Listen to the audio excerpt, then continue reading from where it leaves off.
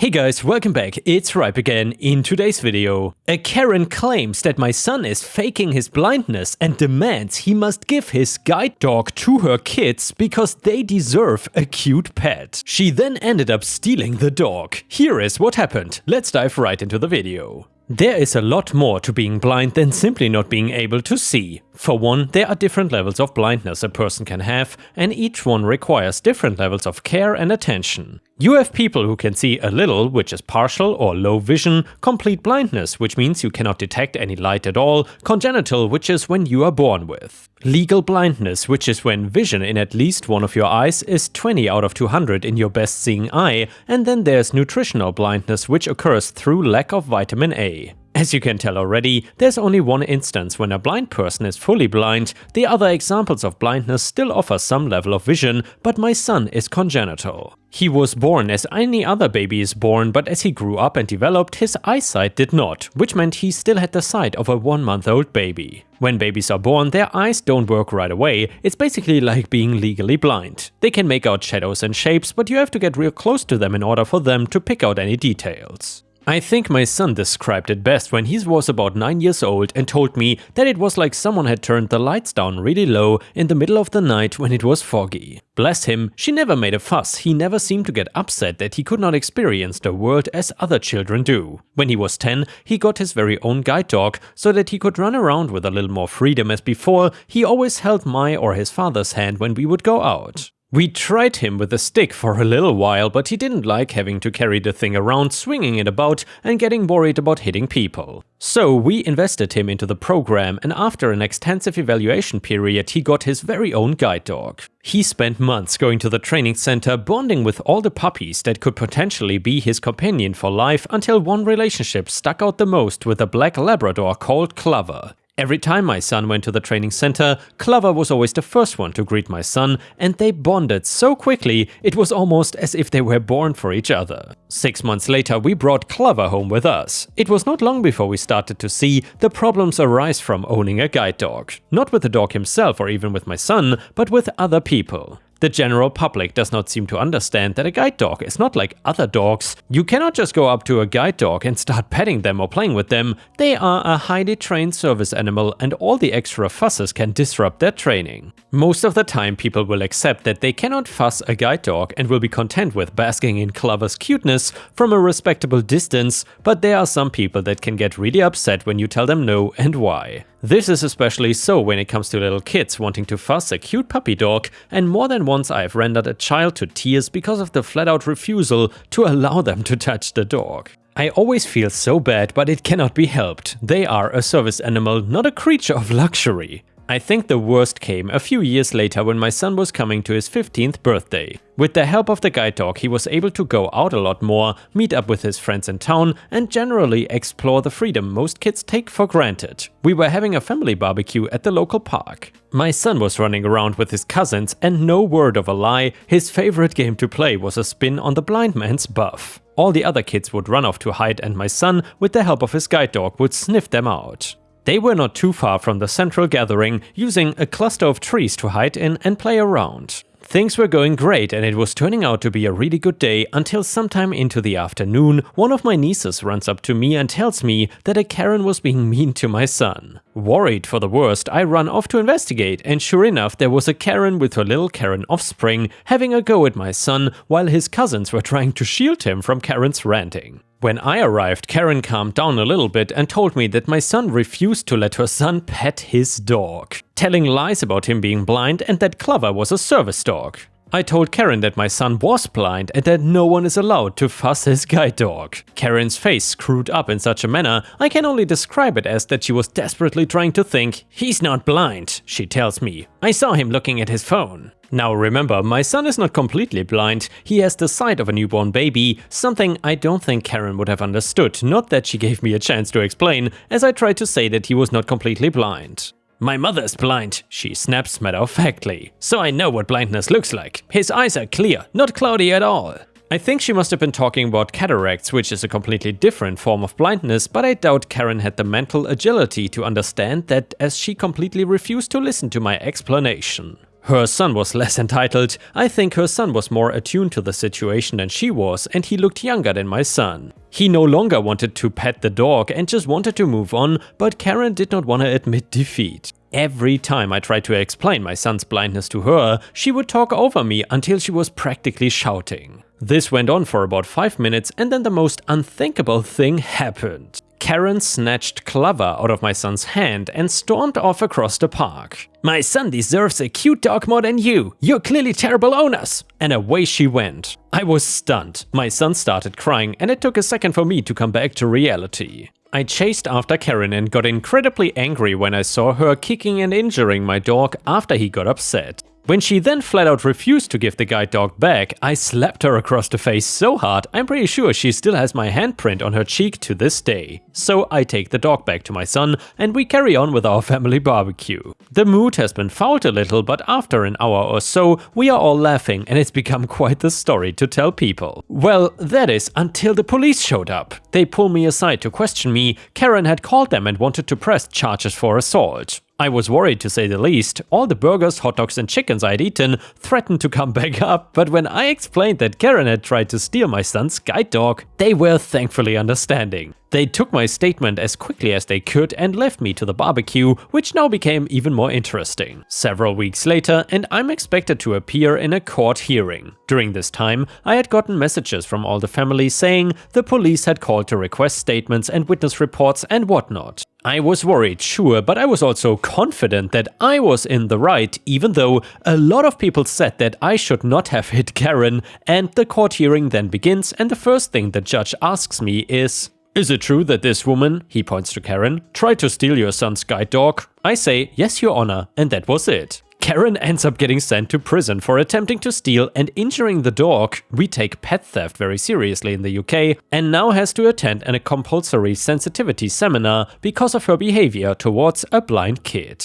I don't know if Karen left the courtroom upset, angry or constipated, her face was a picture. And yeah, ripe stars, let me know in the comments what you think about this. I would say that Karen definitely got what she deserved. You just don't mess with blind people and steal their dogs. Who in their right mind would do that, honestly? Either way, if you enjoyed this story, please don't forget to like the video and maybe even leave a comment, because that would help me tremendously. Thank you so much, and the next one is titled Revenge Done Right. When I first left home to go to university, my parents co-signed a mortgage for me on an apartment-style condo in a small Canadian city. This was 20 years ago, so it came in at a whopping $52,000. They thought that this was a much better and economical choice than trying to find an apartment and deal with landlords. I loved the idea and moved into my new home. The building was almost entirely populated by the 65+ crowd. It was small and only had 24 units split into 2 halves. I had a basement condo. It was a nice place, nothing fancy, but amazing for a student. I was young, 19, but I was quiet, kept to myself and did not do the whole party thing. I got along with most of my neighbors. I would help them out moving heavy things or carrying groceries upstairs. I was acutely aware of the age gap and the general image of an university student, so I made sure to just be an all-around great guy to avoid conflict. The one person I could never see eye to eye with was my upstairs neighbor. For a 70-year-old woman that couldn't have weighed more than 100 pounds, she walked like a damn elephant. She would have gospel music on her TV at max volume at 5 AM on Sundays, and she would make remarks about "that damn kid" whenever something was left out of place. She even went so far as to accusing me of breaking into her car and making a police statement saying she saw me do it. Unfortunately for her, I was out of the country on an internship at the time, but she still persisted being a pain in my rear. I tried to approach her about the TV issue, and her response was to make sure that it was no longer just Sunday. After a couple of years of attempted diplomacy, it was clear that nothing I did would make things better. Others in the building probably knew she had it out for me, and why would this adorable little old lady try to lie and get me thrown out of the building by the condo board? By the way, she tried at least 11 times while I lived there. 7 years into my time living there, I was at my job with an ambulance service just north of the city. I got called to a shooting. The guy shot his neighbor in a land dispute. The neighbor survived, but there was of course gonna be a police investigation. The investigating officers called me to get a statement and offered to just come over to do it rather than have me travel. One of them was a constable I had worked with quite a bit, so I said sure. We set a time for about an hour after I would get home from work. I was just getting out of the shower when they burst to get into the building. I said, "Come in, I'll be out in a second." I hit the door buzzer and quickly grabbed some pants and a shirt. I heard them come in and then walk upstairs. As I'm trying to throw on clothes, I hear them knock on my upstairs neighbor's door. They introduced themselves as being from RCMP, Major Crime Division, and that they were looking for me. Balls. She says, "Oh, he lives downstairs. What do you want with him?" They thanked her and informed her that they couldn't say as it was an active investigation. My heart sank, but then I had a thought. It only took about 15 minutes to do my statement and they went on their way. And then the fun began. I knew the rumor mill would be starting. She would tell everyone that would listen that Major Crimes was looking for me and that I must be some sort of criminal. I decided to see where this went. Pretty soon, I'm getting side-eye in the hallway, neighbors are steering clear of me, so I know she's been talking. Turns out I've been arrested for robbery and kidnapping and must be out on bail according to her. I found this out when one of my neighbors who was on the condo board showed up with a letter demanding an explanation and threats to have me kicked out. I asked him what this was all about and he said, well, Linda, not her name, sent us a letter about what had happened and we had to have an emergency board meeting because people don't feel safe with you here. I said that per the bylaws of the condo board, before any action could be taken, I could request a meeting to review and provide a defense. Linda was on the board, so I knew that she had been there. They set a date for a week from then, but I was given a caution that it didn't look good for me and that I would have to do a lot of explaining. The meeting day comes, Linda is sitting smugly looking at me, the other board members are giving me dirty looks. The board president asks what I have to say in my defense. I stand and quietly distribute a letter on RCMP letterhead signed by the regional superintendent that says, Mr. Sen Medic is not under suspicion of any crimes, past or current, and has not been arrested, detained or questioned as a suspect in any criminal matter. His duties as a paramedic will often require him to make statements in regards to ongoing investigations, and in this instance, on date, investigators had gone to obtain a statement about an ongoing investigation for which he was professionally involved. At no time did the members discuss, disclose or in any way indicate that he had any involvement in any wrongdoings. I'm deeply saddened by the necessity of this letter and we will be reopening an investigation into a previous incident regarding false statements made against him. You could tell when people read and understood it. The dirty looks shifted from me to Linda. She exclaimed that it must be a forgery. She witnessed me being led off in handcuffs. She pleaded that they should believe her. It did not help her. I stood and addressed the board and outlined the years of abuse and harassment, including the false accusations of breaking and entering to a vehicle. I informed the board that on advice of my lawyer, I don't discuss the matter further with any member of the board, as Linda being part of it and using her position for the purposes of harassment opened the board as a whole to litigation and I was still weighing my options. The next day I had a knock on my door. The board president had informed me that Linda was removed from the board and that she was given warning about her conduct and that any further harassment could result in proceedings to have her removed from the building. She also had a visit from police with a summons for providing a false statement and obstructing a peace officer. She then had to attend court. She pled guilty to both and was given a suspended sentence and 1-year condition not to harass, threaten or intentionally inconvenience me in any way. If she abided by her conditions, she would receive an absolute discharge, meaning it would be removed from her record like it never happened. I moved to another province before her year was up, but for a brief period of time, I actually got to sleep in on Sunday mornings. And the next one is an Am I the A-hole story. So for the past week, my wife and I had been anticipating a baseball game for which we had purchased tickets. We like baseball, but we don't attend many games, so traveling into the city to see games is a rare treat. I know that it would take time to drive there and find parking due to traffic though. Because the game started at 7 PM and we live about 45 minutes from the stadium, I told her this morning that she needed to be ready to get in the car and go by 6 PM.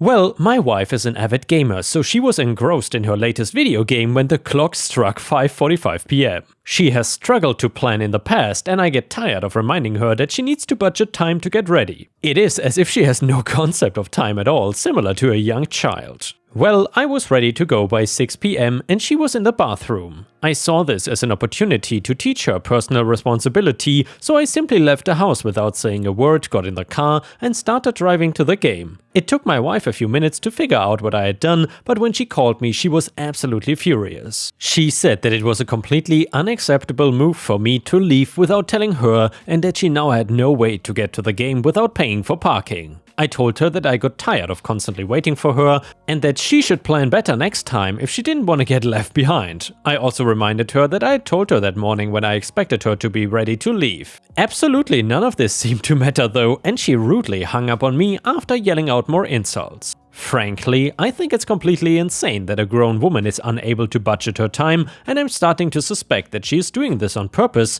because she is a narcissist who expects me to accommodate her. After all, she's not a stupid woman, she has a science degree. And well, she never showed up to the stadium and I didn't hear from her the whole game, but when I got home there was a note on the door. She told me that I was not welcome in the bedroom and that I should sleep on the couch. I cannot believe she wants to be this much of a pill. And by the way, Ripe Stars, I've never heard that expression before. What does it mean to be a pill? Not sure. Anyway, if I'd waited for her, I would have missed the first pitch. I made my expectations clear and she couldn't be bothered to meet them. I feel like she should be the one apologizing to me. Am I the a-hole? And yeah, Ripe Stars, let me know in the comments what you think about this. Is OP the a-hole or not? A first comment on Reddit said, "You are the a-hole. You waited until she was in the bathroom and could not see you to leave to teach her a lesson while she was actively getting ready and nearly done by your timeline of just a couple minutes to notice you were gone. You are infantilizing her and she was literally just a couple minutes behind you. She is not the pill here. You are a whole entire chore." Comment number 2, "Everyone sucks here. You should have at least said you were leaving. You are, however, insane, want a divorce or have a death wish." The next one is titled, "Neighbor Neglects Their Dog." On Friday, a loose dog wandered into our yard at about 8 p.m. This dog has been loose in our neighborhood at least 3 times in the past month, but this is the first time we had been able to get close enough to grab him. I walked the dog through our neighborhood, going door to any houses that had their lights on or door open, asking if anyone recognized the dog. However, no one did. I brought the dog back to my house, attached him to a dog leash which we have in our front yard, we have our own dog, and went inside to grab a bowl of water for the dog. When I got back out, the dog had managed to get itself free from the lead and was gone. I checked my exterior-facing cameras and saw the dog running off, but did not save the video because I did not see any reason to. This afternoon, 4 days later, a neighbor I have never met before showed up at my door with her 2 kids asking if they had seen their dog and described the dog perfectly. Other neighbors said they remembered seeing me walking him, but I told her unfortunately he got away from me shortly after I found him and I have not seen him since. She said okay and left. About 30 minutes later, the kids came back by themselves and pounded on my door. I had left by then and asked if I could help them via my doorbell. They very accusingly said, "My mom said you have cameras and if that's true, you need to show us the video of him leaving." I informed them that I saw their dog 4 days ago and my cameras only save about 24 hours of footage before overwriting themselves. They then left and the mom came back to my house also demanding the footage, to which I explained the same thing. She replied with, "Well, the neighbors said you had him." To which I responded with, "I don't have your dog and your dog is not my responsibility to keep track of." She told me, "Thanks for nothing, a-hole," and left. So Reddit, am I the a-hole? Edit, they live a few doors down and I have not seen them before. This is the first time I've ever seen these people. There are no lost dog posters anywhere in the neighborhood and no posts in our neighborhood Facebook group or next door.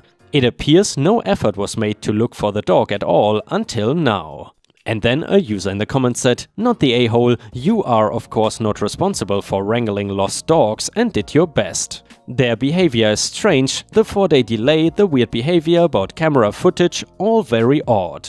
Another user said, "Not the a-hole, but I suspect they doubt you no longer have the dog. I would not be surprised if they come back later to check your house and backyard, contact the police about it or continue harassing you."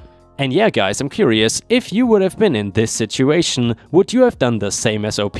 Let us know if you think OP is the a-hole or not. And with this, we have reached the end of the video. However, if you cannot get enough of my content, please check out my endless playlist, where you can find thousands of hours of content. In addition, please don't forget to subscribe to my channel to not miss any of my daily uploads. Thank you so much in advance, and I hope to see you again tomorrow.